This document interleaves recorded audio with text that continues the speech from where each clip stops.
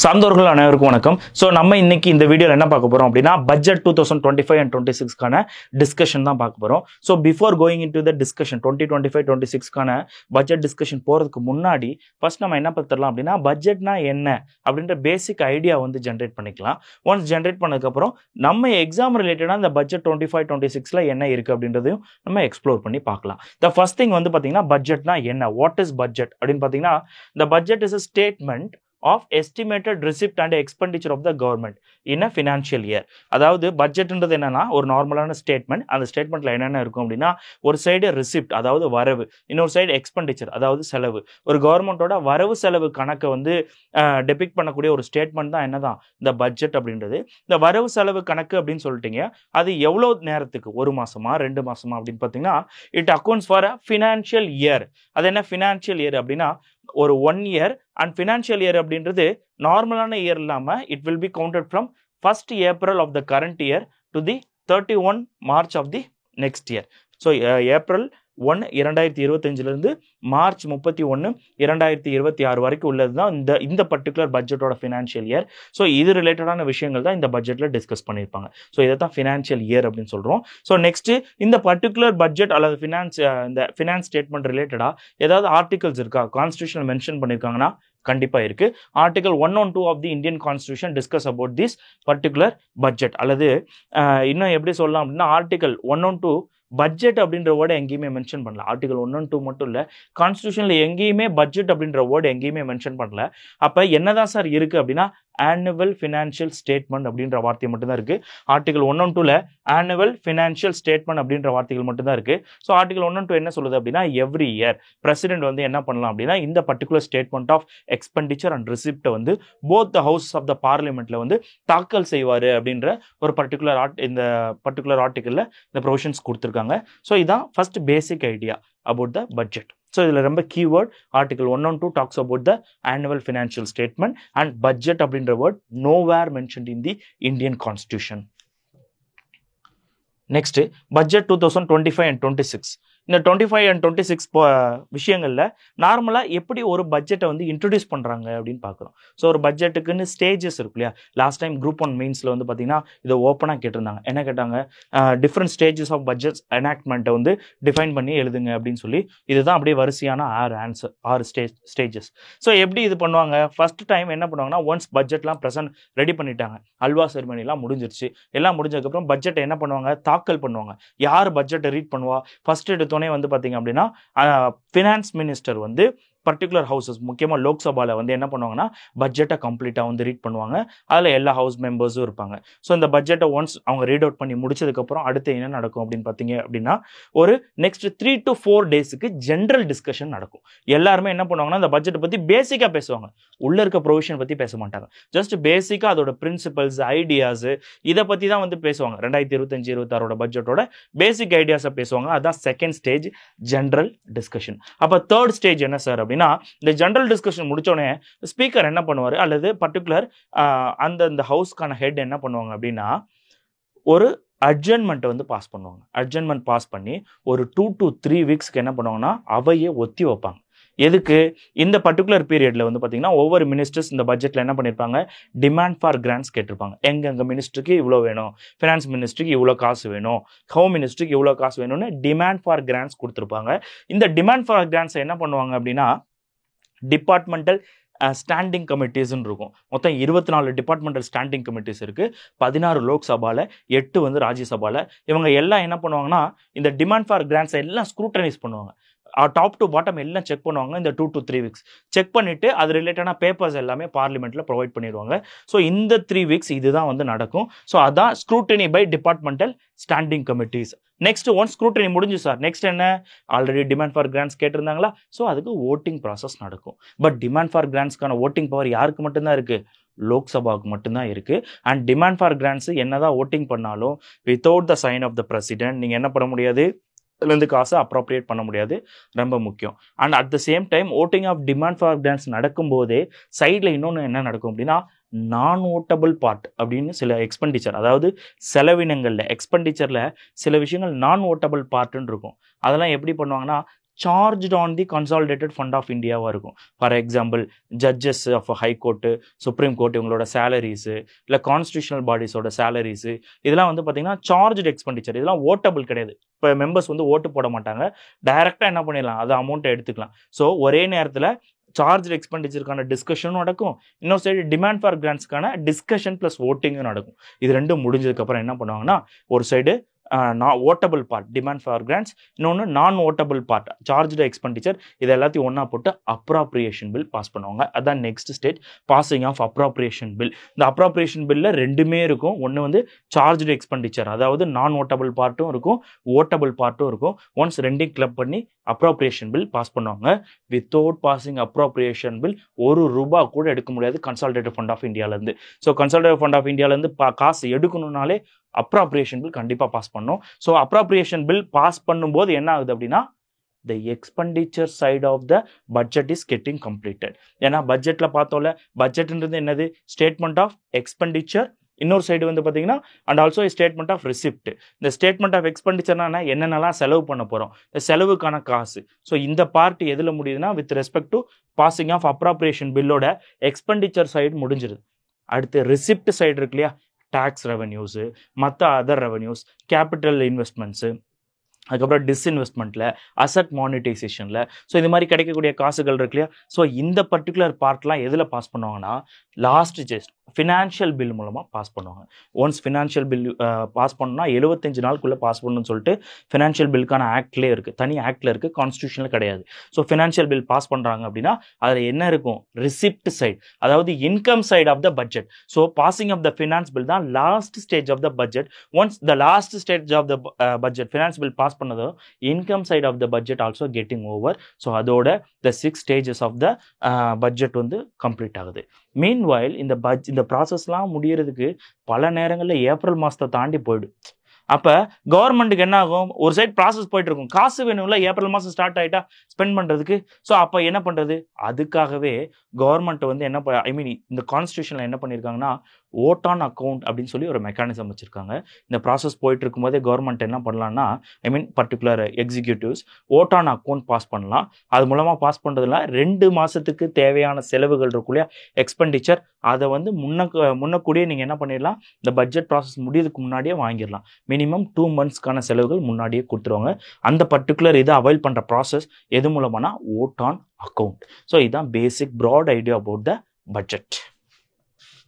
ஜென்ரலாக இந்த பட்ஜெட்டை வந்து ப்ரிப்பேர் பண்ணுறது பட்ஜெட் டிவிஷன் இருக்கும், சரிங்களா. டிபார்ட்மெண்ட் ஆஃப் எக்கனாமிக் அஃபேர்ஸ் கீழே பட்ஜெட் டிவிஷன்ஸ் இருக்கும். ஸோ அவங்க தான் என்ன பண்ணுவாங்கன்னா, இந்த பட்ஜெட்டை ஃபுல்லாக வந்து ப்ரிப்பேர் பண்ணுவாங்க. இது எல்லாமே மினிஸ்ட்ரி ஆஃப் ஃபினான்ஸ் கீழே வருது. நெக்ஸ்ட் வந்து பார்த்தீங்கன்னா, with respect to budget in reality first வந்து பார்த்தீங்க அப்படின்னா 2 பட்ஜெட்டுமே, அதாவது ஜென்ரல் பட்ஜெட், இன்னொன்று வந்து ரயில்வே பட்ஜெட் இருக்கும். இது ரெண்டும் ஒன்றா தான் போட்டுட்டு இருந்தாங்க. ஆனால் 1920 அக்வர்த் கமிட்டி இல்லை எஸ்சி ஒர்த் அக்வர்த் கமிட்டி அப்படின்ற கமிட்டி மூலமாக என்ன பண்ணுறாங்கன்னா, இந்த ரெண்டையும் அப்படியே பிரிக்கிறாங்க. ஜென்ரல் பட்ஜெட் தனியாக தாக்கல் பண்ணணும், ரயில்வே பட்ஜெட் தனியாக தாக்கல் பண்ணணும்னு சொல்லி அக்வர்த் கமிட்டி 1920 போடப்பட்டது. அதிலிருந்து பிரிக்கிறாங்க. பிற்காலங்களில் 2017 பிபேக் தேபராய் கமிட்டி வந்து செட் பண்ணப்படுது. இந்த கமிட்டி என்ன சொல்லுதுன்னா, நோ அகைன் என்ன பண்ணுறீங்க, ஜென்ரல் பட்ஜெட்டையும் ரயில்வே பட்ஜெட்டையும் அகைன் இணைச்சிருங்க அப்படின்னு சொல்கிறாங்க. அந்த இணைச்சதுக்கப்புறம் 2017-18 அகைன் நம்ம இப்போ என்ன தான் பண்ணிட்டு இருக்கோம் அப்படின்னா, 2 பட்ஜெட்டையுமே, அதாவது railway budget and general budget சேர்த்து தான் தாக்கல் பண்ணிட்டு இருக்கோம். ஸோ அந்த சேர்த்து தாக்கல் பண்ணணும்னு சொன்ன கமிட்டி எது அப்படின்னா, பிபேக் தேபராய் கமிட்டி 2017-18. ஸோ எந்த இயர்லேருந்து இதுவும் கேட்பாங்க, எந்த இயர்லேருந்து வந்து பார்த்தீங்க அப்படின்னா 2 சேர்த்து போடப்பட்டது, ஜென்ரல் பட்ஜெட்டும் ரயில்வே பட்ஜெட்டும் ரீசெண்டாக பார்த்தீங்கன்னா 2017-18 ஃபினான்ஷியல் இயர்லேருந்து. So next coming to this, இதெல்லாம் தான் broad idea with respect to budget. இப்போ நம்ம என்ன பார்க்குறோம் அப்படின்னா, 2025-26க்கான பட்ஜெட் ரிலேட்டடான விஷயங்கள் என்னென்ன, அதில் சுவாரஸ்யமான தகவல்கள் என்னென்ன அப்படின்னு பார்க்குறோம். அதில் first time finance minister start பண்ணும்போது எப்பயுமே என்ன பண்ணுவாங்க, ஏதாவது ஒரு கோட் கொடுப்பாங்க இல்லையா. ஒரு சில சமயம் தமிழ்நாட்டில் இருக்கக்கூடிய திருக்குறள் கோட் கொடுப்பாங்க, இந்த மாதிரி ஒவ்வொரு தடவை கொடுப்பாங்க. ஸோ இந்த தடவை என்ன சொல்லியிருக்காங்க அப்படின்னா, எ country is not just it's soil, a country is it's people. ஒரு நாடு என்பது அதில் இருக்கக்கூடிய வெறும் மண்கள் கிடையாது, அதை தாண்டி அதில் இருக்கக்கூடிய மக்கள் தான் அப்படின்னு சொல்லி ஒரு கோட்டு. இது யார் சொன்னது அப்படின்னு பார்த்தீங்கன்னா, Telugu poet and playwright Sri Gurajada Appa Rao, Gurajada அப்பாராவோ அப்படின்றவர் சொன்ன கோட்டு. ஆக்சுவலாக இது அப்படியே எனக்கு லிங்க் பண்ணணும்னு தோணுது. எதில் அப்படின்னு பார்த்தீங்கன்னா, ஒரு 5 இயர் பிளானில் சீரீஸ் ஆஃப் 5 இயர் பிளானில் இருக்கும். அதில் ஒரு 5 இயர் பிளானில் மட்டும் என்ன பண்ணுவோம்னா, ஹியூமன் ரிசோர்ஸ் டெவலப்மெண்ட், மனித வள மேம்பாடு அப்படின்ற விஷயத்தை பற்றி ஃபர்ஸ்ட் டைம் பேசியிருப்பாங்க. அது என்ன 5 இயர் பிளான் அப்படின்றத கமெண்ட்ல லீவ் பண்ணுங்க. ஸோ நெக்ஸ்ட் வந்து பார்த்தீங்கன்னா, சப்கா விகாஸ் அப்படின்ற ஒரு விஷயத்தை வந்து பேசுகிறாங்க. நம்ம வந்து விக்ஷித் பாரத் அடையணும் அப்படின்ற விஷயத்தை பற்றி பேசுகிறாங்க. ஸோ விக்ஷித் பாரத் 2047 அடையணும், அதாவது டெவலப்டு இந்தியா அப்படின்றத உருவாக்கணும் 2047. அதுக்கு அந்த டெவலப்டு இந்தியா எப்படி இருக்குமா, it should be Sabka Vikas. Sabka விகாஸ்னா it should include development for all, அனைவரும் உள்ளடக்கிய வளர்ச்சியாக இருக்கணும். அந்த வளர்ச்சி தான் விக்ஷித் பாரத்தாக இருக்கணும் 2047 அப்படின்றாங்க. ஸோ இதை பார்க்கும்போது எனக்கு இன்னொரு 5 இயர் பிளான் வருது. ஃபர்ஸ்ட் டைம் வந்து inclusive development and also sustainable development அப்படின்றத தன்னோட தீம்ல வச்சிருந்த 5 இயர் பிளான் எது, அதையும் வந்து கமெண்ட்ல லீவ் பண்ணுங்க. ஸோ நெக்ஸ்ட் இந்த பட்ஜெட் 2025-26 வேற என்ன சொல்லியிருக்காங்க அப்படின்னா, பிரின்சிபல்ஸ் ஆஃப் விக்சித் பாரத், இந்த பர்டிகுலர் டெவலப்டு இந்தியா உருவாக்குறதுக்கான முக்கியமான காரணிகள், பிரின்சிபல்ஸ் என்ன அப்படின்னு சொல்லி கேட்குறாங்க. அதில் என்னென்னலாம் இருக்குது அப்படின்னா, ஜீரோ பாவர்ட்டி ரொம்ப முக்கியமானது. ஜீரோ பாவர்ட்டி சஸ்டைனபிள் டெவலப்மெண்ட் கோடில் first important goal zero poverty, ensuring no one lives below the poverty line. Next, quality education, எப்படி by providing access to high quality education for all. Third thing, health care. So poverty, education, அடுத்து health, ensuring high quality, affordable and comprehensive health care. So 3 விஷயங்கள் இந்த side பேசுறாங்க. இந்த side வந்து பாத்தீங்கன்னா agricultural excellence, ensuring India become food basket of the world. அடுத்து women's economic participation, எந்த அளவுக்கு இருக்கணும், 70% women in economic activities இருக்கணும். 70% women எங்க இருக்குமா, எக்கனாமிக் ஆக்டிவிட்டீஸ்ல கொண்டு வரணும் அப்படின்னு சொல்றாங்க. இதை வச்சு இது வரைக்கும் தான் எனக்கு ஞாபகம் வருது, லாஸ்ட் டைம் இந்த வருஷத்துக்கு முன்னாடி வருஷம் 2023-24 வந்து பார்த்தீங்கன்னா கேர் எக்கனாமி அப்படின்ற ஒரு கான்செப்ட் வச்சு யூபிஎஸ்சி மெயின்ஸில் எங்களுக்கு கொஸ்டின் கேட்டிருந்தாங்க. ஸோ அந்த கேர் எக்கனாமி அப்படின்றது இந்த உமன்ஸ் மோர் ஆஃபன் உமன்ஸ் ரிலேட்டடான ஒரு விஷயம் தான். ஸோ அந்த வகையில் வந்து பார்த்தீங்கன்னா 70% of the women in economic ஆக்டிவிட்டீஸை என்ஷூர் பண்ணணும் அப்படின்றது. அப்புறம் skilled labour, 100% skilled labour with meaningful employment. Meaningful எம்ப்ளாய்மெண்ட்னா என்ன, நான் பிஇ முடிச்சிருக்கேன், பிஇ சிவில் முடிச்சிருக்கேன்னா அதுக்கேற்ற வாய்ப்பு, அதுக்கேற்ற வேலை வாய்ப்பை உருவாக்குறது, என்னோட கல்வி தரத்துக்கு ஏற்ற மாதிரி வேலை வாய்ப்பை உருவாக்குறது, அதுக்கான சம்பளங்களை உருவாக்குறது. ஸோ இதுதான் மீனிங்ஃபுல் எம்ப்ளாய்மெண்ட் அப்படின்றது ரொம்ப முக்கியமான கீவேர்ட், யூஸ் பண்ணிக்கோங்க எக்ஸாமில் ஆன்சர் ரைட்டிங்கில். மீனிங்ஃபுல் எம்ப்ளாய்மெண்ட்டை உருவாக்குறது. ஸோ இதெல்லாம் தான் வந்து பார்த்தீங்கன்னா budget 25-26 principles of Viksit Bharat அப்படின்னு சொல்லி கொடுக்கப்பட்டிருக்குது. நெக்ஸ்ட் வந்து பார்த்தீங்க அப்படின்னா, இந்த பட்ஜெட் 25-26 ஃபோக்கஸ் பண்ணியிருக்க 4 முக்கியமான விஷயங்கள் என்ன அப்படின்னு பார்த்தீங்கன்னா, 4 ஃபோக்கஸ் ஏரியாஸ். ஒன்று வந்து புவர், கரீப், இன்னொன்று வந்து யூத், இன்னொன்று ஃபார்மர் அதாவது அன்னதாதா, அடுத்து உமன் விச் இஸ் நரி அப்படின்றது. இந்த 4 தான், farmer, woman, youth and the poor. So இந்த 4 முக்கியமானது தான் ஃபோக்கஸ் ஏரியாஸ். இந்த ஃபோக்கஸ் ஏரியாஸ் வச்சு நம்மளுக்கு கொஸ்டின்ஸும் வரலாம். ஓகே, நெக்ஸ்ட் அகைன் இந்த பட்ஜெட் 25-26 வந்து பார்த்தீங்கன்னா விக்ஷித் பாரத்தை எக்கனாமிக்கல் டேர்ம்ஸில், கம்ப்ளீட்லி எக்கனாமிக் டேர்ம்ஸில் அடையிறதுக்கு என்னென்னலாம் விஷயங்கள் நம்ம பண்ணணும் அப்படின்றதையும் சொல்லியிருப்பாங்க. முன்னாடி பார்த்தது பிரின்சிபல்ஸ் ஆஃப் விக்ஷித் பாரத், ஜென்ரலானது, அது சோஷியோ அண்ட் எக்கனாமிக் ஆஸ்பெக்ட். இதில் பியூர் எக்கனாமிக் ஆஸ்பெக்டில் வந்து இந்த விக்ஷித் பாரத்தை எப்படி அடையலாம் அப்படின்றத சொல்லியிருப்பாங்க. ஒன்று வந்து அக்சலரேட்டட் க்ரோத், ஒரு சைடு வந்து ஜிடிபி இன்க்ரீஸ் பண்ணணும், அதோட வளர்ச்சியை இன்னும் அதிகப்படுத்தணும். செக்யூர் இன்க்ளூசிவ் டெவலப்மெண்ட், ரெண்டாவது விஷயம் அனைவரையும் உள்ளடக்கிய வளர்ச்சி, ஃபினான்ஷியல் இன்க்ளூஷன் உருவாக்கணும். ஒரு தடவை 2017 நாங்கள் எக்ஸாம் எழுதும்போது என்ன பண்ணாங்க அப்படின்னா, பிரதான் மந்திரி ஜன்தன் யோஜனா, இந்த பர்டிகுலர் ஸ்கீம் வந்து எந்த மாதிரி விஷயங்களை வந்து ப்ரொமோட் பண்ணுது அப்படின்னு ஆப்ஷன் சியில் வந்து ஃபினான்ஷியல் இன்க்ளூஷன் இருந்தது, which is the answer. So அந்த ஃபினான்ஷியல் இன்க்ளூஷன் இதெல்லாம் வந்து என்ஷூர் பண்ணுறதுக்கு இன்க்ளூசிவ் டெவலப்மெண்ட்டை உருவாக்கணும். Next invigorate private sector investment, private செக்டாரோட இன்வெஸ்ட்மெண்ட் என்ன பண்ணணும், உள்ளே கொண்டு வரணும். இந்த பிரைவேட் செக்டார் இன்வெஸ்ட்மெண்ட் தான் எனக்கு ஞாபகம் வருது, உங்களோட ஸ்கூல் புக்கில் என்ன பண்ணுவாங்கன்னா ஒன் ஆஃப் த 5 இயர் பிளானில் ஃபர்ஸ்ட் டைம் வந்து ஃபாரின் இன்வெஸ்ட்மெண்ட்ஸை கொண்டு வரணும்னு சொல்லி ஒரு 5 இயர் பிளான் பேசியிருக்கோம். ஸோ அது எந்த 5 இயர் பிளான்ன்றதை அகைன் கமெண்ட்ல லீவ் பண்ணுங்க. 3 டிஃப்ரெண்ட் 5 இயர் பிளான் நான் கேட்டிருக்கேன். நெக்ஸ்ட் அப்லிஃப்ட் ஹவுஸ் ஹோல்ட் சென்டிமெண்ட்ஸை இன்க்ரீஸ் பண்ணணும். அது என்ன சார் ஹவுஸ் ஹோல்ட் சென்டிமெண்ட்ஸ் அப்படின்னா, ஹவுஸ் ஹோல்ட்ஸ் அதிகமான சேவிங்ஸ் இன்க்ரீஸ் பண்ணுறது, ஹவுஸ் ஹோல்ட் அதிகமான இன்வெஸ்ட்மெண்ட் இன்க்ரீஸ் பண்ணுறது. இப்பெல்லாம் பார்த்தீங்கன்னா நிறைய யங்ஸ்டர்ஸ் வந்து எஸ்ஐபி போடணும், எஸ்டபிள்யூபி போடணும், systematic investment fund, systematic withdrawal fund, இந்த மாதிரி விஷயங்கள்லாம் போடணும், ட்ரேடில் இன்வெஸ்ட் பண்ணணும் அப்படின்னு சொல்கிறது. அதே மாதிரி சேவிங்ஸ்க்கு தனி இம்பார்ட்டன்ஸ் கொடுக்குறது, இந்த மாதிரி விஷயங்கள்லாம் பார்க்கலாம். ஸோ இதெல்லாம் தான் sentiments, household sentiments with respect to economy, பொருளாதாரம் சார்ந்த behaviours. Enhance spending power of India's rising middle class.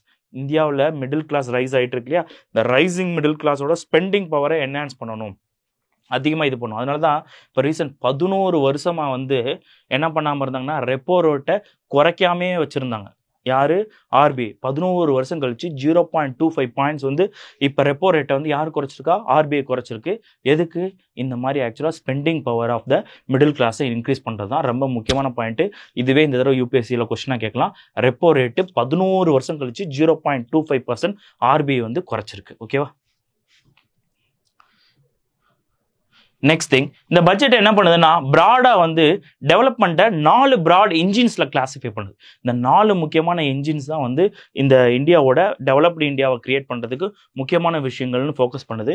First engine வந்து agriculture, second engine MSME, third engine investment and fourth engine வந்து பார்த்தீங்கன்னா எக்ஸ்போர்ட்ஸ். ஸோ இந்த ஸ்லைடை நம்ம என்ன பண்ண போகிறோம் அப்படின்னா இந்த ஒவ்வொரு இன்ஜின்ஸில் என்னென்ன மெஷர்ஸ் எடுத்துகிட்டு வந்தாங்க அப்படின்றதா just we are going to go through it. Just ஒரு ஓரல் ஐடியா தான். ஓகேவா? ஸோ அதில் வந்து பார்த்தீங்க அப்படின்னா ஃபர்ஸ்ட் இன்ஜின் பட்ஜெட்டில் ஃபர்ஸ்ட் இன்ஜின் எதை பற்றி பேசுது?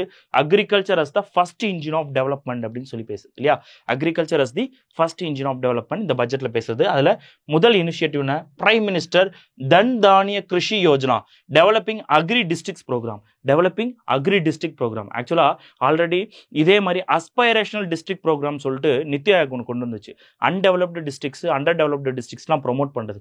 ஸோ அதன் வழியிலே வந்து பார்த்தீங்கன்னா இந்தது டெவலப்பிங் அக்ரி டிஸ்ட்ரிக்ட்ஸ் ப்ரோக்ராம். இதில் என்ன பண்ணுவாங்க அப்படின்னா அக்ரிகல்ச்சரில் மிகவும் பின்தங்கிய மாவட்டங்கள், மாநிலங்களோட கூட்டு சேர்ந்து அதை ஃபைண்ட் அவுட் பண்ணுவாங்க. 100 அது மாதிரி மாநிலங்களை ஃபைண்ட் அவுட் பண்ண போகிறாங்க. அதுக்கு யூஸ் பண்ணக்கூடிய முக்கியமான 3 பேராமீட்டர்ஸ் வந்து பார்த்தீங்கன்னா ஒரு சைடு லோ ப்ரொடக்டிவிட்டி இருக்கணும், இன்னொரு சைடு மாடரேட் கிராப் இன்டென்சிட்டி இருக்கணும், மூணாவது முக்கியமாக வந்து பார்த்தீங்க அப்படின்னா கிரெடிட், அக்ரிகல்ச்சர் கிரெடிட் ரொம்ப கம்மியாக இருக்கணும். இந்த மாதிரி அஃபெக்டான 100 டிஸ்ட்ரிக்ஸை ஃபைண்ட் அவுட் பண்ணி அந்த 100 டிஸ்ட்ரிக்ஸை டெவலப் பண்ண போகிறாங்க.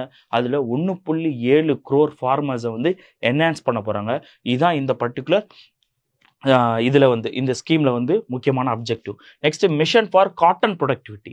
காட்டன் ப்ரொடக்டிவிட்டி இன்க்ரீஸ் பண்ணுறதுக்காகவும் என்ஹான்ஸ் பண்ணுறதுக்காகவும் 5-year பிளான் வந்து கிரியேட் பண்ண போகிறாங்க. 5 years மிஷன் வந்து காட்டன் ப்ரொடக்டிவிட்டிக்காக முக்கியமாக வந்து பார்த்திங்கன்னா எக்ஸ்ட்ரா லாங் ஸ்டேபிள் காட்டன் வெரைட்டிஸை வந்து ப்ரொமோட் பண்ணுறதை பிரதானமாக கொண்டுள்ளாங்க. ஸோ அதான் இந்த பர்டிகுலர் மிஷன். ஸோ 2 விஷயம், ஒன்று வந்து 5-year மிஷன், இது இந்த மிஷன் ஃபார் காட்டன் ப்ரொடக்டிவிட்டி. ரெண்டாவது ஃபோக்கஸ் வந்து extra long staple cotton variety. Short stable cotton variety இருக்குது, அதே மாதிரி இது extra long staple cotton variety. அடுத்து ஆத்ம நிர்பார் பாரத்தின் பல்சஸ், அதாவது பல்சஸில் தன்னிறைவு அடைகிறது. என்ன மாதிரி தன்னிறைவு அடைகிறது? ஒரு சைடு வந்து பார்த்தீங்க அப்படின்னா இந்த பல்சஸ்க்கான ப்ரொடக்டிவிட்டியை இன்க்ரீஸ் பண்ணணும், இன்னொரு சைடு கிளைமேட் ரெசிலியன்ட் பல்சஸை வந்து டெவலப் பண்ணும். அதுலேயும் வந்து பார்த்தீங்க அப்படின்னா தூர், மூங், இந்த மாதிரி முக்கியமான சில பல்சஸை வந்து இவங்க என்ன பண்ணுறாங்கன்னா ஃபோக்கஸ் பண்ணுறாங்க, அதுக்கு முக்கியத்துவம் கொடுக்குன்னு பார்க்குறாங்க. 3 முக்கியமான இதை வந்து ஃபோக்கஸ் பண்ணியிருப்பாங்க. தூர், உராட் அண்ட் மன்சூர், இந்த 3 முக்கியமான பல்சஸுக்கு ரொம்ப இம்பார்ட்டன்ஸ் கொடுக்குறாங்க. பல்சஸை பொறுத்த வரைக்கும் பார்த்திங்கன்னா அதிகமான நியூட்ரிஷனல் கண்டென்ட் இருக்கும், ஸோ அந்த ப்ரோட்டீன் கண்டென்ட்டும் இருக்கும். ஸோ இதனாலேயே இதை முக்கியமாக ப்ரொமோட் பண்ணணும்னு நினைக்கிறாங்க. அது மட்டும் இல்லாமல் இதை கமர்ஷியலைஸ் பண்ணணும்னு நினைக்கிறாங்க.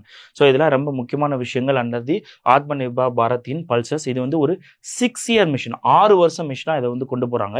அடுத்து மக்கானா போர்டு இன் பீகார். மக்கானாவுக்கு பொறுத்த வரைக்கும் 2022 வந்து GI டேக் கொடுத்துருக்காங்க.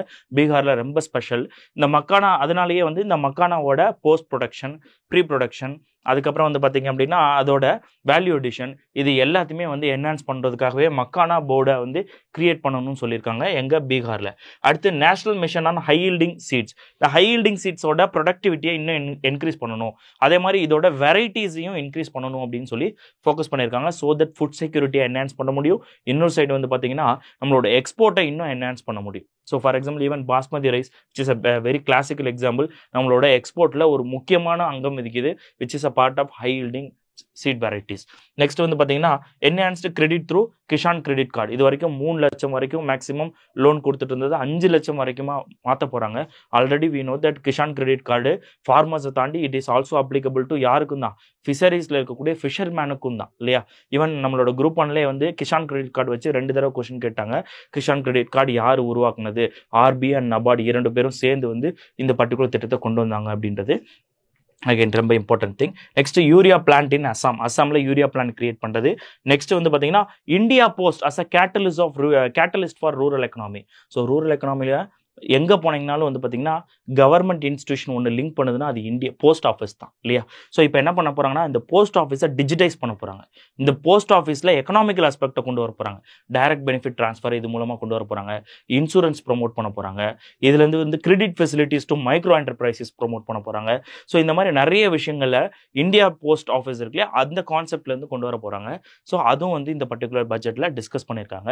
ஸோ இதுதான் broad idea about the agriculture as a engine of the growth. Agriculture as the engine of the growth. So next thing வந்து பாத்தீங்க அப்படின்னா MSME as the second engine of development. MSME as the second engine of development. அதில் first revision in classification of criteria for MSMEs. The micro, small and medium enterprisesக்கான investment and அதுக்கப்புறம் turnover இதை வச்சு classify பண்ணியிருப்பாங்களா. லாஸ்ட்டாக classify பண்ணதுலேருந்து இப்போ வந்து கிளாஸிஃபிகேஷனில் சில changes கொண்டு வந்திருக்காங்க.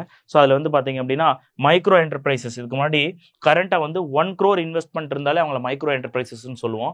இனிமேல் ரிவைஸ்டு வந்து 2.5 crores இன்வெஸ்ட்மெண்ட் இருந்தால் தான் அவங்கள மைக்ரோ என்டர்பிரைசஸ் கேட்டகரியில் கொண்டு வர முடியும். இல்லை சார் டேர்ன் ஓவர் வச்சு சொல்லணும்னா இதுக்கு முன்னாடி 5 கோடி டேர்ன் ஓவர் இருந்தால் அவங்கள மைக்ரோ என்டர்பிரைசஸ் சொன்னாங்க. இனிமேல் 10 கோடி டேர்ன் ஓவர் இருக்கணும். அண்ட் ஸ்மால் என்டர்பிரைசஸை பொறுத்த வரைக்கும் கரண்ட்ல இன்வெஸ்ட்மெண்ட்டை பொறுத்த வரைக்கும் 10 கோடி கரண்ட்ல வந்து கரண்ட்ல இதை இப்போ சேஞ்ச் பண்ணிட்டாங்க. 25 கோடி இருந்தால் தான் இன்வெஸ்ட்மெண்ட் மினிமம் 25 கோடி இருந்தால் தான் அவங்கள ஸ்மால் என்டர்பிரைசஸ்ன்னு சொல்ல முடியும். அதே மாதிரி டேர்ன் ஓவரில் எடுத்துக்கிட்டோம் அப்படின்னா மினிமம் வந்து பார்த்தீங்கன்னா 50 கோடி முன்னாடி இருந்தது. இப்போ வந்து அதை 100 கோடியாக மாற்றிட்டாங்க. 100 கோடி டேர்ன் ஓவர் பண்ணால் அதை என்னென்னு எடுத்துக்கலாம், ஸ்மால் என்டர்பிரைசஸ்ன்னு எடுத்துக்கலாம். நெக்ஸ்ட் வந்து பார்த்தீங்கன்னா இன்வெஸ்ட்மெண்ட்டில் மீடியம் என்டர்பிரைசஸை பொறுத்த வரைக்கும் கரண்ட்டாக வந்து 50 crore இருக்குது. இதை அகைன் என்னவா மாற்றிட்டாங்கன்னா 125 crore வந்து மாற்றிட்டாங்க. 125 crore வந்து மாற்றிட்டாங்க. சிமிலர்லி டேர்ன் ஓவரை பொறுத்த வரைக்கும் இந்த மீடியம் என்டர்பிரைசஸ் கிளாசிஃபிகேஷனில் 250 crore முன்னாடி இருந்தது. இப்போ 500 கோடி இருந்தால் தான் அவங்கள மீடியம் என்டர்பிரைசஸ்னு சொல்ல முடியும்னு சொல்லி பட்ஜெட்டில் வந்து புது சேஞ்சஸ் கொண்டு வந்திருக்காங்க இந்த MSME கிளாசிஃபிகேஷன் கிரிட்டீரியாவில். இது ரொம்ப முக்கியமானது. Next credit card for micro enterprises. முக்கியமாக உதயன் போர்ட்டலில் என்டர் பண்ணக்கூடிய மைக்ரோ என்டர்பிரைசஸ்க்குலாம் என்ன பண்ணுறாங்கன்னா கிரெடிட் கார்டு 5 lakh லிமிட் இருக்கக்கூடிய கிரெடிட் கார்டை வந்து கொடுக்க போகிறாங்க. இதில் முக்கியமான டார்கெட் என்னன்னா நெக்ஸ்ட் 1 yearக்குள்ள 10 லட்சம் பேருக்கு வந்து மைக்ரோ என்டர்பிரைசஸ்க்கு இந்த கிரெடிட் கார்டு ஃபெசிலிட்டிஸ் வந்து கொடுக்க போகிறாங்க. விச் வில் பி அரௌண்ட் 5 லட்சம் ரூபாய் வந்து மேக்ஸிமம் லிமிட் இருக்கும் ஒரு கிரெடிட் கார்டுக்கு. Next scheme for first time entrepreneurs ஆகக்கூடிய நிறைய பேருக்கு வந்து ஒரு புது ஸ்கீமே இன்ட்ரோடியூஸ் பண்ண போகிறாங்க. இதில் மேக்ஸிமம் அப்பர் லிமிட் எவ்வளோனா 2 கோடி வரைக்கும் கடன் தர போகிறாங்க.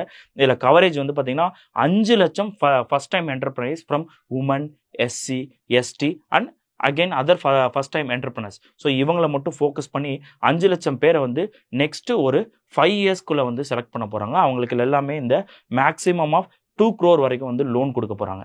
நெக்ஸ்ட் வந்து பார்த்தீங்கன்னா focus product scheme for footwear and leather products.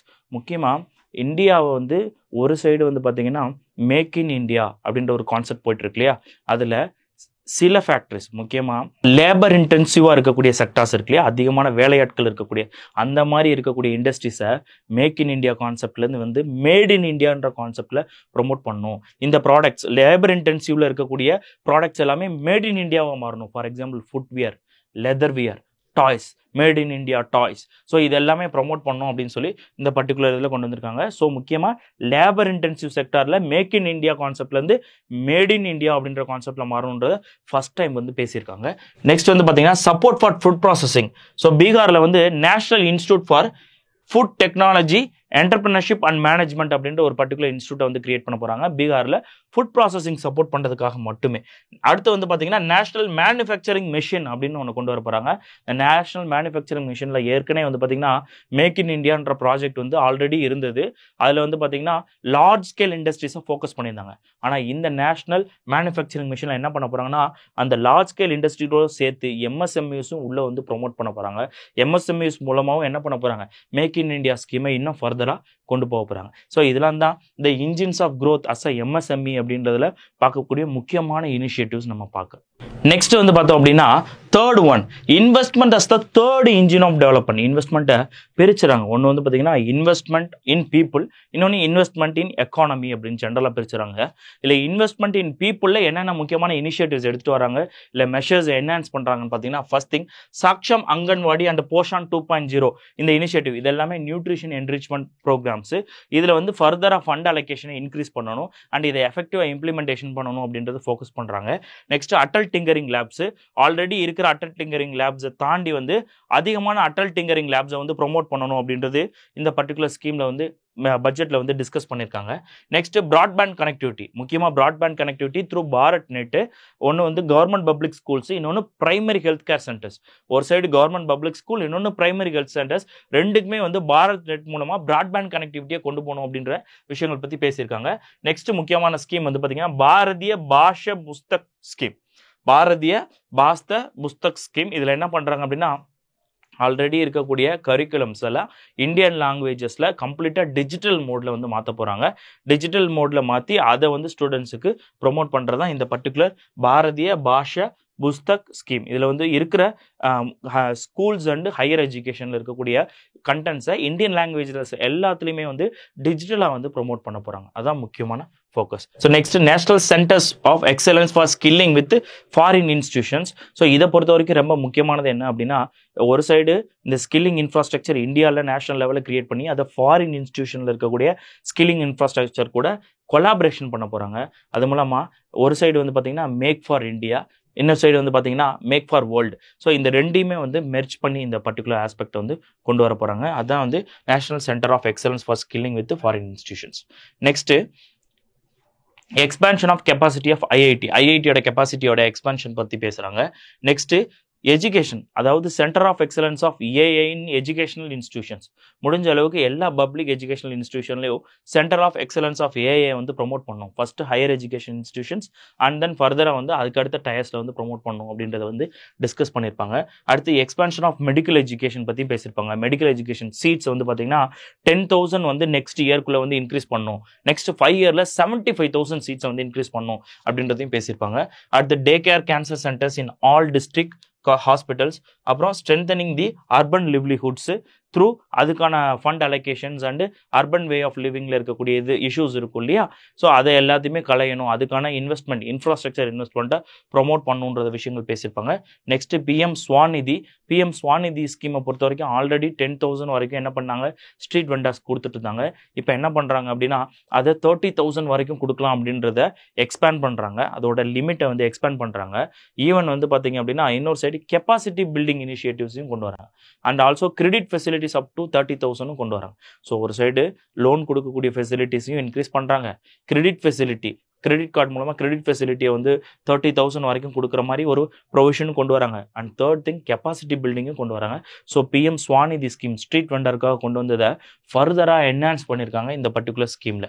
Next social security scheme for welfare of online platform workers, அதாவது கிக் ஒர்க்கர்ஸ்ன்னு சொல்லுவோம் இல்லையா, online platform workers, Swiggy, Zomato, இவங்களுக்குலாம் வந்து சோஷியல் செக்யூரிட்டி பிளாட்ஃபார்ம்ஸ், அதாவது அவங்க வந்து ரிஜிஸ்டர் பண்ணுறதுக்கான போர்ட்டல்ஸு, அதுக்கப்புறம் அவங்க வந்து பர்டிகுலர் கம்பெனி கூட ஃபார்மல் அக்ரிமெண்ட் போடுறதுக்கான ப்ரொவிஷன்ஸு. ஸோ அவங்களோட security social and financial security enhance பண்ணுற மாதிரி அல்லது என்ஷூர் பண்ணுற மாதிரி இனிஷியேட்டிவ்ஸ்லாம் இந்த இயரில் வரப்போகுது அப்படின்னு சொல்லி இந்த ஃபினான்ஷியல் பட்ஜெட்டில் இந்த பர்டிகுலர் பட்ஜெட்டில் டிஸ்கஸ் பண்ணியிருக்காங்க. நெக்ஸ்ட் வந்து பார்த்தீங்கன்னா support to states for infrastructure. ஆக்சுவலாக ஸ்டேட்ஸுக்கெல்லாம் வந்து 1.5 லட்சம் கோடி வந்து லோனாக கொடுக்க போகிறாங்க. அந்த லோன் எப்படி இருக்குன்னா 50 வருஷத்துக்கு இன்ட்ரெஸ்ட் ஃப்ரீ லோனாக வந்து கொடுக்க போகிறாங்க ஸ்டேட்ஸுக்கு. எதுக்காக அப்படின்னா கேபிட்டல் எக்ஸ்பெண்டிச்சர் செய்யறதுக்கு. கேபிட்டல் எக்ஸ்பெண்டிச்சர்னா என்ன, ஒரு இன்ஃப்ராஸ்ட்ரக்சரை கிரியேட் பண்ணுறது. அது மூலமாக என்ன கிரியேட் ஆகும், ஒரு அசட் கிரியேட் ஆகும். ரெண்டு விதமான எக்ஸ்பெண்டிச்சர் நம்ம பார்ப்போம் பட்ஜெட்டில் இல்லையா. ஒரு சைடு கேபிட்டல் எக்ஸ்பெண்டிச்சர், இன்னொரு சைடு ரெவன்யூ எக்ஸ்பெண்டிச்சர். ரெவன்யூ எக்ஸ்பெண்டிச்சர்னா ஒன் வே, இப்போ நான் ஒரு சேலரி கொடுக்குறேன், அதனால கவர்மெண்ட்டுக்கு டைரெக்டாக ஏதாவது பெனிஃபிட் இருக்கா, இருக்காது, அப்படியே போனது தான். இதான் வந்து ரெவன்யூ எக்ஸ்பெண்டிச்சர். இதே கேபிட்டல் எக்ஸ்பெண்டிச்சர்னா கவர்மெண்ட் வந்து ஒரு பார்க்கை வந்து கிரியேட் பண்ணுது. பார்க்கை கிரியேட் பண்ணும்போது கவர்மெண்ட் அதில் செலவு பண்ணியிருந்தாலும் அதில் வரக்கூடிய வருமானம் இருக்கும் இல்லையா, அந்த வருமானத்தை வச்சு அந்த பர்டிகுலர் ஃபங்க்ஷனை, அந்த பார்க் ஸ்ட்ரக்சரும் சரி, அதில் போட்ட இன்வெஸ்ட்மெண்ட் காசையும் கவர்மெண்ட் என்ன பண்ண முடியும், திரும்ப ரிவோக் பண்ணி எடுக்க முடியும். ஸோ இதை தான் கேபிட்டல் எக்ஸ்பெண்டிச்சர்னு சொல்கிறாங்க. ஸோ அதுக்கு தான் வந்து பார்த்தீங்கன்னா சென்ட்ரல் கவர்மெண்ட் இந்த பட்ஜெட்டில் 1.5 lakh crores வந்து கொடுக்குது. அந்த பர்டிகுலர் இதை வந்து எல்லா ஸ்டேட்ஸுக்கும் பிரித்து கொடுக்குது.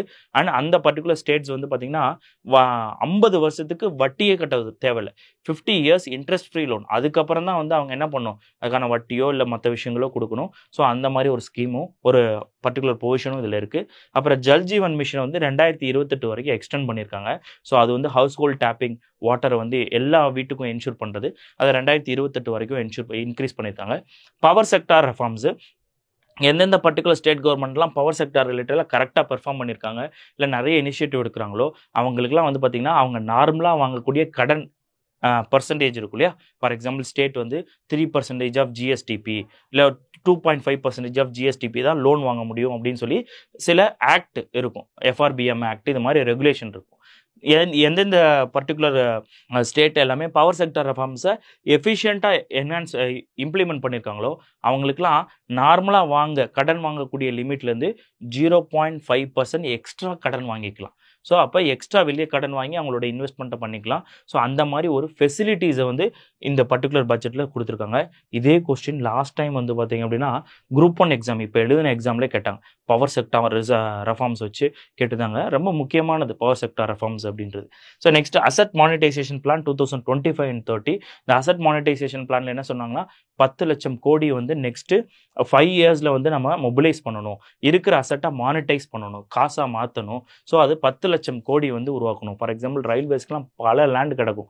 ஸோ இதெல்லாம் வந்து சும்மாவே கிடக்கும். ஸோ இதெல்லாம் அசட் மானிட்டைசேஷன் பண்ணலாம். ஸோ அதுக்காக பார்க்குறாங்க. Next maritime development fund create பண்ணும். ஏன்னா ஆல் ஓவர் வந்து பார்த்தீங்கன்னா கோஸ்டல் ஏரியாஸ்லாம் வந்து டெவலப் பண்ணுறதுக்கு நிறைய எஃபர்ட்ஸ் பண்ணுறாங்க. ஈவன் இப்போ ரீசெண்டாக கூட தமிழ்நாடே வந்து பார்த்தீங்க அப்படின்னா ப்ளூ ஃப்ளாக் சர்டிஃபிகேஷன் அவைல் பண்ணுறதுக்காக 10 பர்டிகுலர் பீச்சஸுக்கு ப்ளூ ஃப்ளாக் சர்டிஃபிகேஷன் அவைல் பண்ணுறதுக்காக எஃபர்ட்லாம் போட்டுட்ருக்கு. ஸோ ஆல் ஓவர் கோஸ்டல் டெவலப்மெண்ட்ஸ்ன்றது ரொம்ப ஹைலைட்டாக போயிட்டுருக்கு. அதனால் மேரிடைம் டெவலப்மெண்ட் ஃபண்டு இது பண்ணுறாங்க. அப்புறம் nuclear energy mission for Viksit Bharat. So இந்த நியூக்ளியர் எனர்ஜி மிஷனில் என்ன பண்ணுறாங்கன்னா சில அட்டாமிக் எனர்ஜி ஆக்ட், அப்புறம் சில சிவில் லயபிலிட்டிஸ் ஆக்ட்லாம் வந்து சில ரெஃபார்ம்ஸ் கொண்டு வராங்க. யூபிஎஸ்சி ஸ்டூடெண்ட்ஸ் இந்த தடவை கேள்விகள் வர்றதுக்கு வாய்ப்பு இருக்குது. ரொம்ப ஒரு கோரான ஏரியா. எதனால அப்படின்னா ப்ரைவேட் செக்டாரை வந்து இந்த நியூக்ளியர் எனர்ஜி மிஷனுக்குள்ளே கொண்டு வரதுக்கான வழிவகைகளை செய்யணும் அப்படின்னு பார்க்குறாங்க. ஸோ தட் கவர்மெண்ட் இதில் இருக்க ரெஸ்பான்சிபிலிட்டி ஃபுல்லாக எடுக்காமல் ஷேர்டு ரெஸ்பான்சிபிலிட்டியாக போயிடும். அண்ட் இந்த பர்டிகுலர் செக்டார் வந்து த்ரைவ் ஆகிறதுக்கு வாய்ப்புகள் இருக்கும் அப்படின்னு பார்க்குறாங்க. So first time atomic energy ஆக்டுக்குள்ளே இந்த வருஷம் அமெண்ட்மெண்ட் வரலாம். சிவில் லயபிலிட்டிஸ் ஆக்ட்லையும் சில அமெண்ட்மெண்ட்ஸ் வரலாம். அது நம்மளுக்கு கொஸ்டினாகவும் வரலாம். இல்லை ஜென்ரலாக அதுக்கு முன்னாடியே எங்கெங்கெல்லாம் நியூக்ளியர் எனர்ஜி மிஷன் ரிலேட்டடாக நியூக்ளியர் ரியாக்டர்ஸ் இருக்குது, இல்லை அட்டாமிக் ரியாக்டர்ஸ் இருக்குது, இந்த மாதிரி கேள்விகள் வரலாம். நெக்ஸ்ட் வந்து பார்த்தீங்கன்னா உதான் ஸ்கீம். உதான் உங்களுக்கு தெரியும், Udan RCS regional connectivity scheme. இந்த உதான் ஆர்சிஎஸ்ல வந்து பார்த்தீங்கன்னா 120 நியூ டெஸ்டினேஷனை வந்து கனெக்ட் பண்ணணும் நெக்ஸ்ட் 10 இயர்ஸில் அப்படின்ற மாதிரி சொல்லியிருப்பாங்க. ஸோ 4 crore நியூ பேசஞ்சர்ஸை வந்து இதுக்குள்ளே கொண்டு வரணும் அப்படின்ற விஷயங்களை வந்து டிஸ்கஸ் பண்ணியிருப்பாங்க. நெக்ஸ்ட் வந்து பார்த்தீங்கன்னா வித் ரெஸ்பெக்ட் டு பீகாரில் கிரீன்ஃபீல்ட் ப்ராஜெக்ட்ஸ் ஏர்போர்ட்ஸை கொண்டு வரணும். அதே மாதிரி கோசி கேனல் ப்ராஜெக்ட்ஸுக்கு நெசசரி ஃபண்டு கொடுக்கணும் அப்படின்றது இந்த பட்ஜெட்டில் பேசியிருப்பாங்க.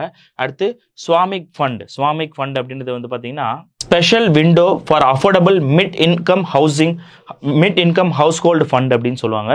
இது எதுக்கு அப்படின்னா ஆல்ரெடி டுவெல்லிங் யூனிட்ஸ் கிரியேட் பண்ண கன்ஸ்ட்ரக்ஷன் பண்ணிட்டு இருக்கக்கூடிய ஹவுசிங் ப்ராஜெக்ட்ஸ் எல்லாமே ஸ்டால் ஆகி நின்றுருக்கும் இல்லையா பல ரீசன்னால. ஸோ இதை இன்னும் ஃபர்தராக என்ஹான்ஸ் பண்ணணும், இந்த ஸ்டால்டு ப்ராஜெக்ட்ஸ் எல்லாமே எக்ஸ்பெடிஷியஸாக முடிக்கணும் அப்படின்றதுக்காகவே இந்த ஃபண்டை கிரியேட் பண்ணியிருப்பாங்க. இதோட பர்பஸே என்ன அப்படின்னா ரியல் எஸ்டேட் செக்டாரை வந்து என்ஹான்ஸ் பண்ணணும், இன்னொரு side urban ease of living and ஹேபிடேட்ஸை வந்து என்ஹான்ஸ் பண்ணணும் அப்படின்றது தான். ஸோ இதில் வந்து 15,000 கோடி கார்பஸ் வந்து இருக்குது. ஸோ தட் ஆல்ரெடி இருக்கக்கூடிய டுவெல்லிங் யூனிட்ஸ் எதெல்லாம் வந்து வேகமாக முடியாமல் இருக்கோ அதை எக்ஸ்பெடிஷியஸாக வேகமாக வந்து கம்ப்ளீட் பண்ணுறதுக்காக கொண்டு வரப்பட்ட ஃபண்ட் இது. அடுத்து tourism for employment let growth. கிட்டத்தட்ட 50 நியூ டெஸ்டினேஷன்ஸை என்ன பண்ண போகிறாங்கன்னா ஃபைண்ட் அவுட் பண்ண போகிறாங்க, டூரிஸ்ட் டெஸ்டினேஷன்ஸை. ஸோ அதில் அந்த ஃபைண்ட் அவுட் பண்ண ஸ்டேட்ஸுக்கு எல்லாமே அவங்களோட பெர்ஃபார்மன்ஸை வச்சு, அதாவது பெர்ஃபார்மன்ஸை வச்சு அவங்களுக்கு எல்லாமே என்ன பண்ண போகிறாங்கன்னா இன்சென்டிவ்ஸ் கொடுக்க போகிறாங்க. Performance linked incentive scheme, tourist facilities எப்படி பண்ணியிருக்காங்க, ஸோ அவங்களோட கிளீனினஸ் எப்படி இருக்குது, இதெல்லாம் வச்சு இந்த இது கொடுக்க போகிறாங்க. அதை தாண்டி வந்து பார்த்திங்கன்னா எங்கெங்கெல்லாம் இந்த மாதிரி டூரிசம் டெஸ்டினேஷன் கிரியேட் ஆகிறாங்களோ அங்கெல்லாம் ஹோம் ஸ்டேஸ் கிரியேட் பண்ணுறாங்கன்னா ஹோம் ஸ்டேஸுக்குன்னு முத்ரா லோன் கொடுக்க சொல்லியும் இந்த ப்ரொவிஷன், இந்த பர்டிகுலர் பட்ஜெட் ப்ரொவிஷனில் டிஸ்கஸ் பண்ணியிருக்காங்க. அதுவும் இனிமேல் வந்து என்னவா வரும், ஆக்டாக வந்து வரும். ஸோ நெக்ஸ்ட் வந்து பார்த்தீங்க அப்படின்னா இன்வெஸ்டிங் இன் இன்னோவேஷன் அப்படின்றது. இன்வெஸ்டிங் இன் இன்னோவேஷன் இதில் first research development and innovation. இந்த ரிசர்ச் அண்ட் டெவலப்மெண்ட் இன்னோவேஷனில் வந்து பார்த்தீங்கன்னா 20,000 கோடி வந்து இந்த தடவை இன்வெஸ்ட் பண்ண போகிறாங்க த்ரூ பட்ஜெட். எஸ்பெஷலி இதை ரிசர்ச் இன்னோவேஷன் அண்ட் டெவலப்மெண்ட்டை ப்ரைவேட் செக்டாரில் டெவலப் பண்ணுறதுக்கு, private induced improvement in research development and இன்னோவேஷனை வந்து என்ஷூர் பண்ணுறதுக்கு 20,000 கோடியை வந்து இன்ஃபியூஸ் பண்ண போகிறாங்க இந்த பர்டிகுலர் ஆஸ்பெக்டில் மட்டும். அப்புறம் பிரைம் மினிஸ்டர் ரிசர்ச் ஃபெலோஷிப் ஸ்கீமை பொறுத்த வரைக்கும் பார்த்தீங்க அப்படின்னா இந்த ரிசர்ச் ஃபெலோஷிப் ஸ்கீமில் வருஷம் இனிமேல் என்ன பண்ண போகிறாங்கன்னா 10,000 10,000 ஃபெல்லோஸ் வந்து IIT and IISc science Indian institute of சயின்ஸில் வந்து கிரியேட் பண்ணணும் அப்படின்னு சொல்லி இந்த பர்டிகுலர் பட்ஜெட்டில் டிஸ்கஸ் பண்ணியிருக்காங்க. அடுத்து வந்து பார்த்தீங்கன்னா second gene bank in India வந்து கிரியேட் பண்ணணும் with almost 10 lakh germ lines வச்சு செகண்ட் ஜீன் பேங்க் வந்து இந்தியாவில் கிரியேட் பண்ணும் அப்படின்னு சொல்லியிருக்காங்க. So on this note first gene bank அப்படின்றது இந்தியாவில் எங்கே கிரியேட் பண்ணப்பட்டிருக்கு அப்படின்றத கமெண்ட்ல லீவ் பண்ணுங்க.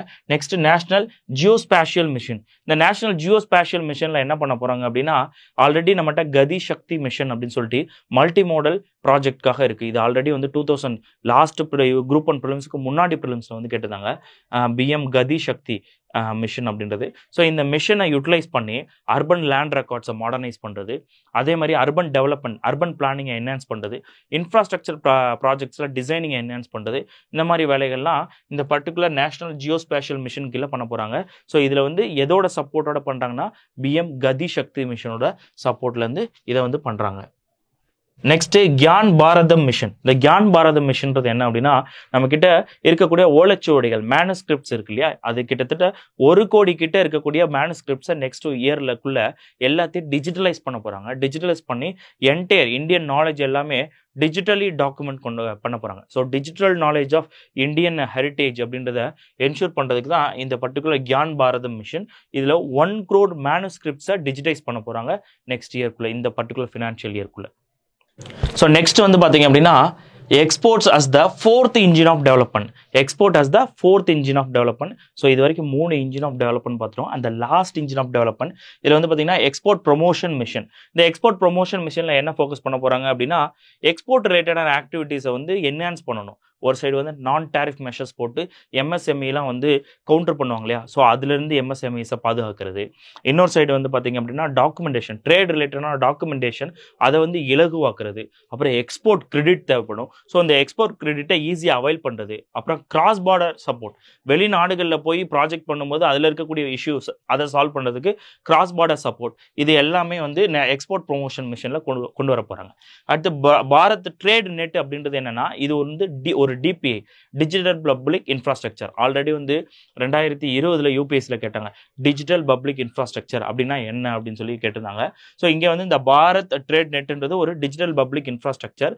இது என்ன பண்ணுது அப்படின்னா ஒரு கனெக்டிவிட்டியை வந்து என்ஷூர் பண்ணுது between the traders, governments and the both Indian and foreign traders 2 பேருமே. ஸோ இந்த கனெக்டிவிட்டி மூலமாக என்ன அப்படின்னா ட்ரேட் ரிலேட்டடான டாக்குமெண்டேஷன்ஸு, வேறு ஏதாவது கஸ்டம் ஃபைலிங்ஸு, இது எல்லாத்தையுமே என்ன பண்ணணும் எஃபிஷியண்ட்டாக கொண்டு போக இந்த பர்டிகுலர் இது வந்து உதவும். அதை தாண்டி வந்து பார்த்தீங்கன்னா ஏதாவது ஃபினான்சிங் ரிலேட்டடான solutions, global supply chain connectivity, இது எல்லாத்தையுமே இந்த Bharat trade net through its digital public infrastructure ensure பண்ணும். Next national framework for GCC, அதாவது குளோபல் கேப்பபிலிட்டி சென்டர்ஸ். ஸோ இந்த குளோபல் கேப்பபிலிட்டி சென்டர்ஸ் என்ன பண்ண போகிறாங்க அப்படின்னா எவ்ரி Tier 2 சிட்டிஸில் வந்து கிரியேட் பண்ண போகிறாங்க. ஸோ தட் வந்து எக்ஸ்போர்ட் அப்படின்றது எல்லாத்துக்குமே ஒரு டிஃப்ரெண்ட்டான ஜோனில் தெரியாத விஷயங்களாக இருக்கக்கூடாது. எக்ஸ்போர்ட் வந்து ப்ரொமோஷன்றது கடைக்கோடி சிட்டிஸுக்கும் வந்து போகணும். அது மேக்சிமம் வந்து ஒரு முக்கியமான மெயின் சிட்டியாக இருக்கக்கூடிய கோஸ்டல் சிட்டியாக இருக்கக்கூடிய சென்னையோ இல்லை டூட்டிகோரினோ இதோட கன்ஸ்டன்ட் ஆகாமல் எக்ஸ்போர்ட் அப்படின்றது கடைசி டிஸ்ட்ரிக்ட்ஸ் ஆஃப் தி இந்தியா வரைக்கும் போகணும் அப்படின்றதான் இந்த particular national framework for global capability சென்டர்ஸோட மெயின் எய்ம். இந்த குளோபல் கேப்பபிலிட்டி சென்டர்ஸ் என்ன பண்ணும் அப்படின்னா வேர்ல்டு ஓவர் இருக்கக்கூடிய ட்ரேட் ஆப்பர்ச்சுனிட்டிஸை Tier 2 சிட்டிஸ் வரைக்கும் கொண்டு வந்து இன்ட்ரடியூஸ் பண்ணும். அதான் இதோட மெயின் ஆஸ்பெக்ட். ஸோ நெக்ஸ்ட்டு இந்த பட்ஜெட்டில் இந்த இன்ஜின்ஸ் ஆஃப் க்ரோத்தை தாண்டி வேறு ஏதாவது முக்கியமான ப்ரொவிஷன் இருக்குன்னா ஒரு 4 முக்கியமான ப்ரொவிஷன்ஸ் வந்து ஆல்ரெடி டிஸ்கஸ் பண்ணியிருக்காங்க. ரெகுலராக வந்து நியூஸ் பேப்பரில் டிஸ்கஸ் பண்ணது ஒன்று வந்து டியூட்டி ஃப்ரீ இன்புட்ஸ், முக்கியமாக வந்து ஹேண்டிகிராஃப்ட் ப்ராடக்ட்ஸ், அதுக்கப்புறம் லெதர் செக்டார்ஸ், இதுக்கெலாம் வந்து இன்புட்ஸ் வெளிநாடுகள்லேருந்து வாங்கும்போது அதுக்கு டியூட்டி ஃப்ரீ இன்புட் அதுக்கான மெஷர்ஸ் வந்து கொண்டு வந்திருக்காங்க. எந்த ஒரு டியூட்டி கஸ்டம் டியூட்டி எதுவுமே கட்ட தேவையில்ல. செகண்ட் வந்து ஜன் விஸ்வாஸ் பில்ல இன்னும் வந்து பார்த்தீங்கன்னா மோர் தென் 100 ப்ரொவிஷன்ஸை வந்து டீக்ரிமினலைஸ் பண்ண போகிறாங்க. ஆல்ரெடி நிறைய ப்ரொவிஷனாக ஜன் விஸ்வாஸ் ஃபர்ஸ்ட் பில்லே டீக்ரிமினலைஸ் பண்ணாங்க. ஸோ தட் இந்த லைசன்ஸ் ராஜ் அப்படின்னு சொல்லுவாங்க. அதிகமான இந்த சிவாஜி படம் பார்த்துருப்பீங்களா, அதில் கேட்டுகிட்டே இருப்பான்ல 39B இருக்கா 39C இருக்கா அப்படின்னு, அதுதான் லைசன்ஸ் ராஜ்னு சொல்லுவாங்க. இல்லை ரெட் டேப்பிசம் சொல்லுவாங்க.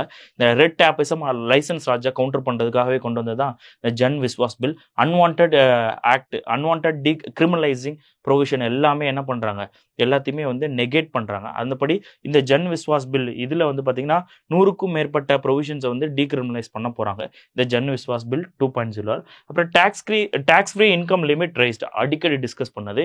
ஸோ 12 lakh இன்கம் லிமிட் வச்சிருக்கவங்களுக்கு வரைக்கும் என்ன கிடையாது, டேக்ஸ் கிடையாது, டேக்ஸ் டிடக்ஷன்ஸ் இருக்கும் அப்படின்னு அர்த்தம். டேக்ஸ் டிடக்ஷன் யார் வரைக்கும் அவைல் பண்ணிக்கலாம்னா 12 lakhs வந்து இயர்லி ஆனுவல் இன்கம் வாங்கக்கூடியவங்க டேக்ஸ் டிடக்ஷன்ஸை வந்து என்ன பண்ணிக்கலாம், அவைல் பண்ணிக்கலாம். இதே கவர்மெண்ட் எம்ப்ளாயியாக இருந்தால் 12.75 lakhs வரைக்கும் நீங்கள் டேக்ஸ் டிடக்ஷன்ஸை அவைல் பண்ணிக்கலாம். ஸோ தட் நீங்கள் வந்து டேக்ஸ் ஃப்ரீயாக இருக்கலாம். ஸோ இது வந்து ரிலேட்டிவ்லி இன்க்ரீஸ் பண்ணியிருக்காங்க. இந்த மாதிரி டேக்ஸ் டிடக்ஷன் வந்து பண்ணுறதுனால கவர்மெண்ட்டுக்கு எவ்வளோ ரெவன்யூ ஃபோர்கான்னா என்னென்னா வருவாய் இழப்பு ஏற்பட்டிருக்குன்னா 1 லட்சம் கோடி ஏற்பட்டிருக்கு. 1 லட்சம் கோடி வந்து கவர்மெண்ட்டுக்கு வந்து ஏற்பட்டிருக்கு. ஸோ நெக்ஸ்ட் வந்து பார்த்தீங்க அப்படின்னா ட்ரெண்ட்ஸ் இன் டேக்ஸ் ரிசிப்ட், அதாவது வரி வருவாயிலோட ட்ரெண்ட்ஸ் எப்படி இருக்குன்னு பார்க்கலாம். 2022-23 வந்து பார்த்தீங்கன்னா இன்டைரக்ட் டேக்ஸ் 5.1% ஆஃப் ஜிடிபி, இது வந்து 6.1% இருந்திருக்கு. டைரக்ட் டேக்ஸ்லேருந்து தான் அதிகமாக நம்மளுக்கு வருவாய் வருது. இன்டைரக்ட் டேக்ஸில் 5.1 தான். அடுத்து 2023-24 அதே 5.1 தான் இன்டைரக்ட் டேக்ஸ், அதாவது ஜிஎஸ்டி. டைரக்ட் டேக்ஸில் 6.6 இன்க்ரீஸ் ஆயிருக்கு. அடுத்து 2024-25 ரிவைஸ்ட் எஸ்டிமேட் 4.9, டைரக்ட் டேக்ஸ் 6.9. அடுத்து இன்டைரக்ட் டேக்ஸ் வந்து பாருங்க 2025-26 4.9, டைரக்ட் டேக்ஸ் பாருங்க 7.1 இன்க்ரீஸ் ஆயிருக்கு. சரிங்களா? ஸோ நம்மளுக்கு அதிகமான வருவாய் எங்கேருந்து வருது, டைரக்ட் டேக்ஸ்லையும் கம்மியாக தான் ஜிஎஸ்டி, அதாவது இன்டைரக்ட் டேக்ஸ்லேருந்து வருது. மொத்தம் நம்மளோட கிராஸ் டேக்ஸ் ரிசிப்ட்ஸ் எவ்வளோ இருக்குது, 12% இருக்குது. இதே வந்து ஓஇசிடி நேஷன்ஸ்னு சொல்லுவோம். அவங்களாம் வந்து பார்த்தீங்கன்னா 32-33% என்ன வச்சுருப்பாங்க, டேக்ஸ் ரெசிப்ட்ஸ் வந்து வச்சுருப்பாங்க. அது வரி வருவாய் நம்ம ரொம்ப கம்மியாக தான் வச்சுருக்கோம். 12% டேக்ஸ் வருவாய் வந்து நம்ம இது பண்ணுறோம். அதனால தான் கவர்மெண்ட் நிறைய வந்து ரெஃபார்ம்ஸ் பண்ணுறாங்க டேக்ஸ் வரி வருவாயை இன்க்ரீஸ் பண்ணுறதுக்காக. நெக்ஸ்ட்டு லாஸ்ட் திங், இந்த பட்ஜெட்டை பொறுத்த வரைக்கும் வந்து பார்த்தீங்க அப்படின்னா உங்களுக்கு தெரியும், ஒரு சைடு வந்து எக்ஸ்பெண்டிச்சர், ஒரு சைடு வந்து பார்த்தீங்கன்னா ரிசிப்ட். ஸோ ஒரு சைடு வருவாய், இன்னொரு சைடு வந்து பார்த்தீங்கன்னா செலவு. ஸோ இந்த ரெண்டுமே எந்த பர்டிகுலர் இடத்துல அதிகமாக செலவு பண்ணப்பட்டிருக்கு, எங்கேருந்து அதிகமாக வருவாய் வந்திருக்கு, எங்கே கம்மியாக வந்திருக்கு, இந்த மாதிரி விஷயங்களை இந்த பர்டிகுலர் ஸ்லைடில் பார்க்கலாம். ஸோ ருபிக் கம்ஸ் ஃப்ரம், எங்கேருந்து அதிகமான வருவாய் நம்மளுக்கு வருது அப்படின்னு பாருங்கள். ஸோ இதில் வந்து பார்த்தீங்கன்னா 24% பாரோவிங் அண்டு அதர் லயபிலிட்டிஸ்லேருந்து. சரிங்களா? கடன் வாங்குவது மற்றும் அதர் லயபிலிட்டிஸ்லேருந்து தான் என்ன வருது, 24% நம்மளுக்கு வருவாயாக வருது. நெக்ஸ்ட்டு 22% இன்கம் டேக்ஸ், அடுத்து 18% GST and other tax, 17% corporation tax. ஓகேவா? அப்புறம் 9% non tax receipt, other non tax receipt, 5% union excise duties. ஓகேவா? அப்புறம் 4% கஸ்டம்ஸு, 1% நான் டெப்ட் கேபிட்டல் ரிசிப்ட். ஸோ இதான் வந்து நம்மளுக்கு வருவாய் வர்றது. ஸோ வருவாய் வர்றதுல அதிகமாக கடன் மூலமாக பாரோவிங் இன் அதர் லைபிலிட்டிஸ்லேருந்து தான் வருது. சார் இது எங்கேருந்து சார் ஒரு borrowing in other liabilities, capital ரிசிப்ட்னு நம்ம பார்ப்போம். சரி, டெப்ட் கிரியேட்டிங் கேபிட்டல் ரிசிப்ட்னு படிப்போம். ஸோ அதுலேருந்து தான் இந்த 24% வந்து வருது. So first borrowing in other liabilities, second வந்து பார்த்தீங்கன்னா இன்கம் டேக்ஸு, 3வது ஜிஎஸ்டி அண்ட் அதர் டேக்ஸு, 4வது கார்பரேஷன் டேக்ஸு. ஸோ இந்த வகையில் நீங்கள் பார்த்துக்கலாம். அண்ட் இங்கே வந்து பார்த்தீங்கன்னா ருபி கோஸ் டு எங்கே அதிகமான எக்ஸ்பெண்டிச்சர்னா ஐ திங்க் இன்ட்ரெஸ்ட்டில் தான் வந்து இருக்கும். இந்த இருக்குது பாருங்கள், இன்ட்ரெஸ்ட் பேமெண்ட். அதுக்கு முன்னாடி 22 ஒன்று இருக்குது. ஆனால் அது வந்து state share of taxes and duties, ஸ்டேட்ஸோட ஷேரை கொடுத்துருது. ஸோ இது வந்து பெரிய இது எக்ஸ்பெண்டிச்சர்னு சொல்ல முடியும், முக்கியமான எக்ஸ்பெண்டிச்சர்னு. இங்கே இருக்கிறதுலே முக்கியமான எக்ஸ்பெண்டிச்சர் எது அப்படின்னா 20% பாருங்கள், வெறும் வட்டி மட்டுமே கட்டும். வட்டி மட்டுமே 20% கட்டும். ஓகேவா? ஸோ நமக்கு கிடைக்கக்கூடிய வருவாயில் இந்த ஜிஎஸ்டி வருவாய் இதெல்லாம் இருக்கு இல்லையா, அதில் பிரித்து கொடுக்கணும் இல்லையா, அதில் வந்து பார்த்தீங்கன்னா 22% state share of taxes and duties 22%, second 20% interest payment, அதுக்கடுத்து வந்து பார்த்தீங்க அப்படின்னா 16% சென்ட்ரல் செக்டார் ஸ்கீமுக்காக கொடுக்கப்படுது. Central sector scheme excluding capital outlay on defence and subsidy. So defence and சப்சிடிக்கு கொடுக்கக்கூடிய காசுகள் இருக்கு இல்லையா, அது இல்லாமல் சென்ட்ரல் செக்டார் ஸ்கீம், அதாவது சென்ட்ரல் கவர்மெண்ட்டே கொடுக்கக்கூடிய ஸ்கீம், அதில் மட்டும் 16% வந்து செலவு பண்ணுறாங்க. நெக்ஸ்ட் வந்து பார்த்தீங்கன்னா 8%ல நிறைய இருக்குது. அண்ட் பென்ஷன்ஸு 4%, 6% மேஜர் சப்சிடிஸில் போகுது. சரிங்களா? இந்த வழி தான் ரெவன்யூ ஃபோர்கான், எந்த லெவலில் எக்ஸ்பெண்டிச்சர் பண்ணுறோம் அப்படின்ட்டு. சரிங்களா? So this is the basic brief idea about the budget 2025 and 26. இதில் இருக்கக்கூடிய ஒவ்வொரு ஸ்கீமில் எதெல்லாம் வந்து ரொம்ப இம்பார்ட்டண்டான ஸ்கீமோ இந்த வருஷத்துக்கு வரக்கூடிய வாய்ப்பு இருக்கோ அதெல்லாம் வந்து முக்கியமாக இந்த யூபிஎஸ்சி அண்ட் குரூப் 1 எக்ஸாமுக்கானதை தனித்தனியாக எடுத்து ஃபோர்த் கமிங் கிளாஸஸில் நம்ம டிஸ்கஸ் பண்ணுவோம். மோஸ்ட் ஆஃபன் எவ்ரி வீக்கெண்ட்ஸில் we will discuss. Okay, thank you.